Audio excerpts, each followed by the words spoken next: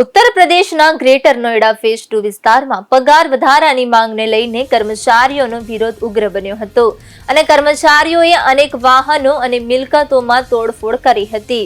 તો બીજી તરફ કેટલીક ગાડીઓને આગ ચાંપવામાં આવી હતી. આ દરમિયાન પથ્થરમારો પણ થયો હતો, જેને કારણે વિસ્તારમાં અફરાતફરી મચી ગઈ હતી. છેલ્લા 3-4 દિવસથી કંપનીઓના કર્મચારીઓ હડતાળ પર છે અને રસ્તા પર ઉતરી વિરોધ કરી રહ્યા છે, જેને કારણે ટ્રાફિક પર અસર પડી છે.